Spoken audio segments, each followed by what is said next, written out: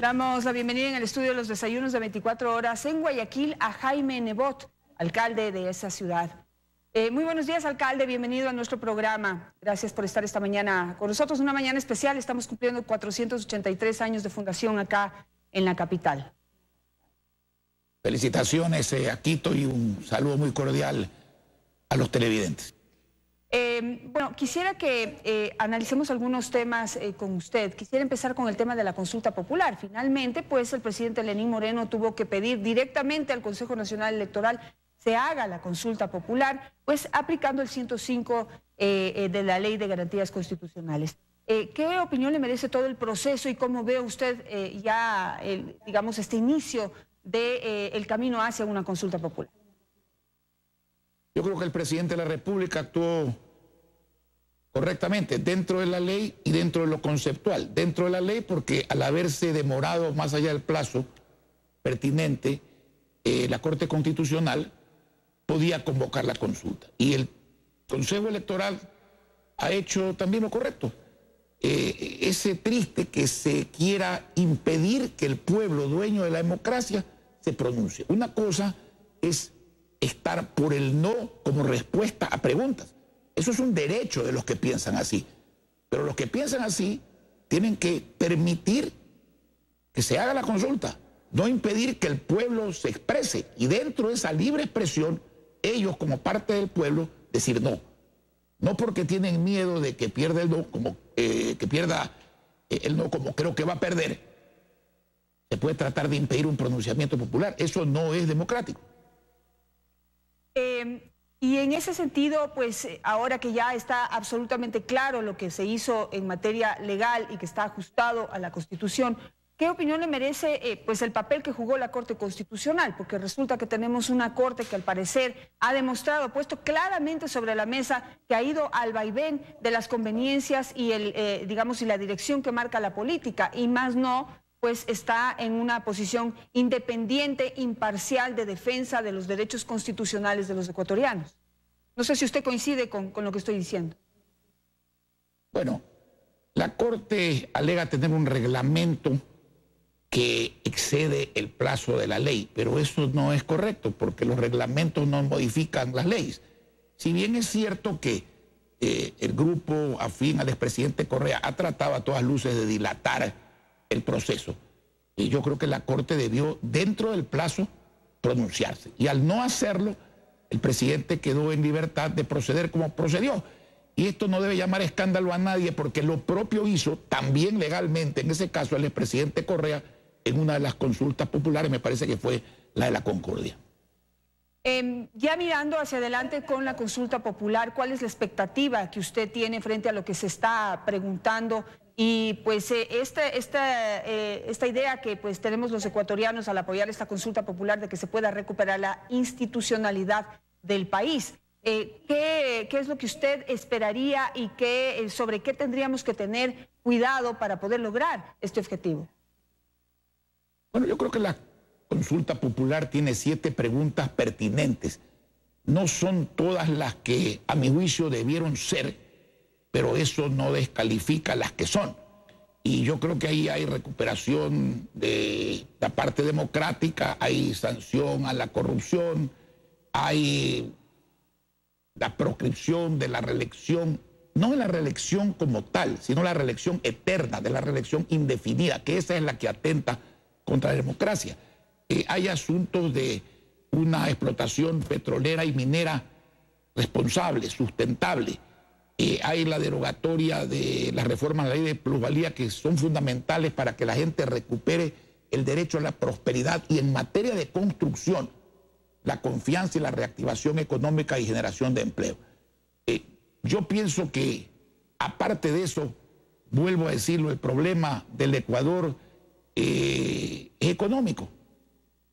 Aparte de que, por ejemplo, la derogatoria a la ley de comunicaciones no se introdujo en la pregunta y tampoco se trata y debe tratarse y debería ser objeto en la Asamblea, porque es una ley que en materia de sanción a los periodistas y los medios de comunicación es inexplicable porque claramente tiene un sentido ley mordaza y no es necesaria porque las eventuales sanciones están en otras leyes. Pero la parte económica no pasa simplemente por los tributos, que yo pienso, y lo repito, es mi criterio al menos, que en una economía débil aumentar los tributos no necesariamente significa aumentar las recaudaciones, hay veces las baja, paraliza la iniciativa privada, desilusiona, perjudica la economía, genera pobreza y no es conveniente. Pero hay otros aspectos altamente inconvenientes. Por ejemplo, el uso del dinero electrónico a la usanza de ser otra moneda, una falsificación de dólares. Una cosa es el dinero electrónico como medio de pago, amparado en depósitos en efectivo en la banca privada, que se va debitando. Está bien, eso está bien, pero que quede en manos del Estado y que se pueda emitir, que no se puede en dolarización, contra activos, ni siquiera contra patrimonio, eso es en el fondo falsificar dólares. Eso es altamente inconveniente. Que el Banco Central, por ejemplo, pueda ser pagado no en dinero, que es lo que se llevaron del Banco Central, sino en papeles. Eso es un absurdo. Obviamente no es culpa de este gobierno lo que se llevaron, pero más fácil es decirle la verdad al pueblo. Señora, se ha llevado tanto, no hay el dinero para pagarlo, vamos a hacer un plan de pago, que eso es un mensaje de confianza, y no entregar papeles, bienes y convertir al Banco Central en un basurero económico, porque eso es un mensaje muy malo, es un precedente que está dando con un error solución a otro error, y dos errores no hacen un acierto. Yo creo que además hay que poner una serie de medidas que no tienen costo político, que al revés tienen beneficio político, económico y social, que reactiven la economía y den confianza. Volver a fijar arbitrajes internacionales para efectos de que exista confianza en el inversionista. Permitir, por ejemplo, el contrato por horas siempre y cuando esté anclado a la proporción del salario mínimo y a la afiliación al seguro social por esa proporción, porque si no sería una explotación. Agilitar las APP, que son una maraña, que si son convenientes, entonces háganlas fáciles, pues no las hagan difíciles. Bajar el tamaño del Estado. Eso no se ha logrado, por ejemplo, con el presupuesto aprobado, que otra vez es un presupuesto de arrastre, pero el mensaje es malo, porque el mensaje debe ser el presupuesto un instrumento de desarrollo, de planificación, de reactivación económica, de empleo y por ende de recaudación fiscal. Pero si usted analiza el presupuesto, bajan la deuda pagándole al Banco Central ficticiamente con papeles del Estado. Se aumenta poco, pero se aumenta el gasto, y se disminuye poco, pero se disminuye la obra pública. Entonces, eso no tiene costo político. Hay gente que discute el costo político. Yo creo que la mejor política y el mejor beneficio político es crear empleo y reactivación económica, pero en estos temas no existe costo político. Y yo francamente no me explico por qué eso no se pone en marcha. Ahora, pero el problema de los análisis que se hacen es que viene el Fondo Monetario Internacional y da prácticamente un espaldarazo a lo que está haciendo el gobierno. Por lo menos aparentemente eso es lo que sucede. Ya los análisis a fondo se están realizando, pero ¿cuál es su punto de vista sobre el tema? Porque pues ahí como que quienes empiezan a decir, bueno, no se están tomando buenas decisiones, pero si el mismo Fondo Monetario pues viene y aplaude, ¿en dónde estamos y qué estamos haciendo? Bueno, yo no tengo una buena opinión de las medidas del Fondo Monetario, no la he tenido nunca, pero definitivamente en mi concepto hay que ser sano para no ir a un mal médico. Cuando usted se enferma y encima está en la ruina, hay veces por necesidad acaba yendo de malos médicos. Para mí el Fondo Monetario no es un médico adecuado. Hay que tomar medidas económicas que se traduzcan en medidas sociales que generen empleo y crecimiento económico. Eso es lo único que da resultado. Eso de dilapidar y tapar los huecos a base de paralizar la economía y sacarle la plata al pueblo, que al fin y al cabo es el que demanda y paga y mueve la economía, yo no lo he entendido nunca y peor he participado de ese criterio. Ahora, la posibilidad de enderezar lo que se presentó está hoy en manos del presidente de la República. Ya se ha solicitado por parte de una de sus ministras Eva García el veto parcial, principalmente dirigido a que el dinero electrónico sea manejado por la banca. Pero pues también hay los criterios de que debe haber un control adecuado por parte del Banco Central y una ejecución en cuanto a la banca privada del dinero electrónico. Usted ya nos mencionó cómo debería funcionar, no como una moneda, digamos, ficticia, sino como un medio de pago. Pero ¿puede existir un matrimonio ideal entre el Banco Central y la banca privada para que esto funcione bien? Ya que la realidad es que no hay liquidez. No tenemos dólares físicos y necesitamos irnos, digamos, dar este paso hacia adelante de aprovechar lo que en otros países pues se hace con el dinero electrónico. ¿Cómo se hace en otros países? Es que evidentemente tiene que haber una armonía y una regulación y un cumplimiento de la ley. Aquí no estamos hablando de un capitalismo manchesteriano, ni mucho menos. Pero de ahí a cometer el error de solucionar, entre comillas, el problema de la iliquidez, haciendo de un dinero electrónico no lo que debe ser un medio de pago con respaldo, sino una falsificación, una invención de moneda, una devaluación del dólar, un asalto al patrimonio ciudadano, como usted quiera llamarlo, hay un gran trecho. En el fondo los problemas de liquidez se resuelven con austeridad y con plata. Y ambas cosas son parte de un buen manejo y un serio manejo económico. Y si usted quiere generar crecimiento, no tiene otro camino que hacerlo a base de la confianza, la seguridad jurídica, el estímulo, la atracción de la inversión nacional y extranjera, que son las que producen crecimiento y producen empleo y bienestar. Ahora, el proyecto que está ya prácticamente aprobado en la Asamblea, mejor dicho, que está aprobado en la Asamblea Nacional y que hoy está en manos del presidente de la República, y vamos a ver qué final tiene, también está como entre la espada y la pared. Usted manifiesta que se pueden hacer algunas cosas, pero pues ya en la práctica tomar medidas concretas en un país absolutamente endeudado en demasía y que necesita dinero para poder pues cumplir con los compromisos que ya ha adquirido, pues tiene como un camino estrecho que seguir. Y el presidente pues ha decidido incrementar determinados impuestos con el argumento de que están dirigidos a la clase más pudiente y a las empresas más grandes. ¿Usted coincide con ello? ¿Coincide que es el único camino que se podía tomar en concreto para poder seguir dinamizando? No, yo no coincido con eso. Porque, vuelvo a decirle, esto es un problema de criterio. Cuando usted está en dificultades económicas y o financieras, usted lo que tiene que hacer de fondo es cambiar el esquema. Yo me pregunto, si este tipo de medidas, más la dilapidación, que espero que no siga, o esperamos los ecuatorianos que no siga, queremos que no siga, si ese tipo de medidas nos ha conducido a donde estamos, ¿cómo es que ese mismo tipo de medidas nos va a sacar de donde estamos? Pues lo que no funciona, no funciona. No depende de que las mismas medidas las tome Juan o las tome Pedro. Aquí, modestamente, lo que hay que hacer, en mi criterio, es ser positivo, ser proactivo, saber qué es lo que no funciona y hacer lo contrario, lo que funciona. Y eso es austeridad en el Estado y apertura a la inversión extranjera, a la inversión nacional, repito, crecimiento, empleo, progreso, y eso requiere de confianza, de mensajes claros. La economía no es enteramente racional, es emocional. El factor psicológico pesa, las percepciones pesan. Los empresarios y los inversionistas son pocos, no pesan electoralmente. Pero lo que hacen o dejan de hacer, que es invertir o no invertir, eso significa progreso, eso significa dinero para el Estado, eso significa que el Estado pueda hacer lo que debe hacer, eso significa empleo. Y todo eso junto para el político significa votos.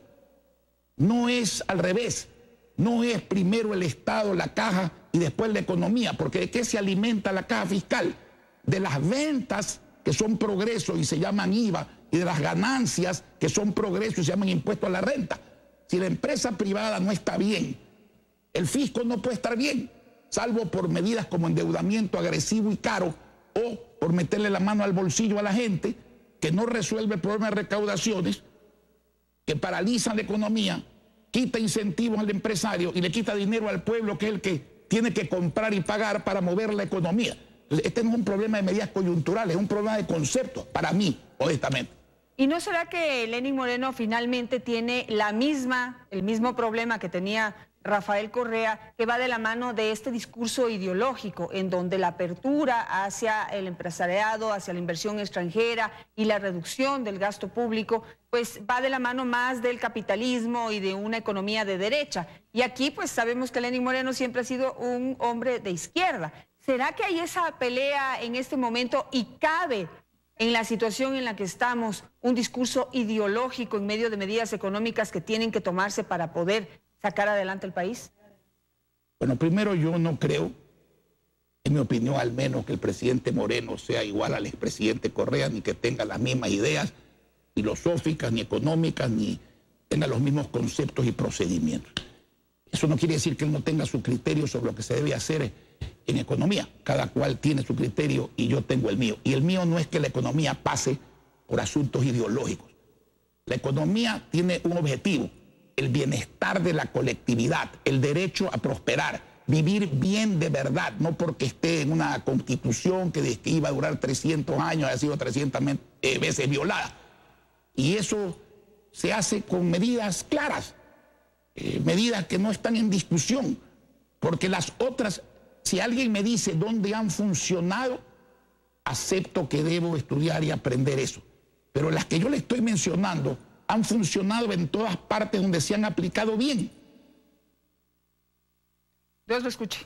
Vamos a ver qué es lo que sucede. Quisiera ir con esta cuestión ideológica y digamos estos rezagos que todavía pueden existir del gobierno pasado y que no queremos, digamos, no queremos creer que eso pueda suceder. Pero usted mencionó al inicio de esta entrevista un punto importante, y es que había una necesidad y de alguna manera un compromiso de hacer algo con la ley de comunicación. El presidente nunca habló de derogarla, más bien en este caso de no aplicarla. Pero el hecho de que esté allí implica un peligro para la libertad de expresión y un peligro para que los ecuatorianos puedan opinar sin ningún temor. Y mire lo que ha sucedido. Está tan ahí la ley que el señor Carlos Ochoa ya se encargó de aplicarla nuevamente o de querer aplicarla nuevamente. Y quisiera su visión sobre lo que está sucediendo en este momento entre la Superintendencia de Comunicación, el señor Carlos Ochoa, y Teleamazonas. Aquí se le abrió un espacio para que pueda venir libre y abiertamente a debatir el tema de ley de comunicación frente a una propuesta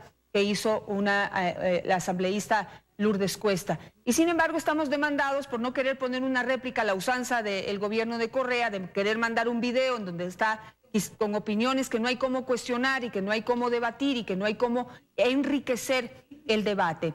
Nosotros hemos dicho que no va más ese tipo de cosas y en caso de una sanción, pues nos declaramos en rebeldía. Pero aquí no vamos a someternos más a ese tipo de abusos. ¿Usted qué opina? Bueno, mi opinión ya la tiene usted. Cuando se atentó y fue una de las primeras ocasiones contra Teleamazonas, yo estuve aquí en este canal respaldando, no solo como alcalde, sino fundamentalmente como ciudadano que sí cree en la libertad de expresión, el derecho de los comunicadores y de Teleamazonas. Yo no creo que esa ley es necesaria, yo creo que esa ley hay que derogarla. No me refiero a la parte de estímulo a los profesionales, artistas nacionales, etcétera, pero sí a lo que estamos viendo. Una ley no puede ser ley mordaza. No se puede, si el comunicador se excede y entra en infracciones a la ley, eso está tipificado en otras leyes que se pueden aplicar. Pero no se trata de manejar indirectamente la opinión publicada a base de sanciones que no deben existir porque atentan contra la democracia. El presidente Moreno efectivamente nunca estuvo por la derogatoria de la ley. Yo he estado por la derogatoria de la ley, muchísima gente está por la derogatoria de la ley, yo creo que la mayoría de los ecuatorianos, pero entonces que por lo menos se reforme la ley en lo que es malo. Hay cosas que yo no entiendo. Por ejemplo, el presidente Moreno ha sido claro que el dinero electrónico como moneda falsa no debe existir, que debe existir como medio de pago controlado, por cierto, regulado a través de la banca privada. Y sin embargo, los legisladores de Alianza País, en forma unánime, votan porque el dinero electrónico se convierta en una moneda que atenta contra el patrimonio de los ecuatorianos. Alguna vez yo dije y lo repito, Eso es como echarle agua a la leche.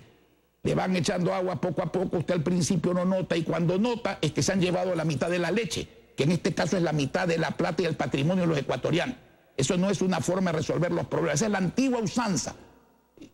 He dicho ese paso, no es patrimonio del gobierno de Correa. Muchos gobernantes lo han hecho, y eso es algo que no se debe hacer. Así como no se debe tocar el dinero que no es propiedad del Estado, no se deben tocar los fondos de los encajes bancarios que son de los ciudadanos, los fondos de los municipios, de las prefecturas, de las juntas parroquiales, los fondos de los maestros, los fondos de los asegurados, las utilidades, el 15% del sector privado, de los trabajadores.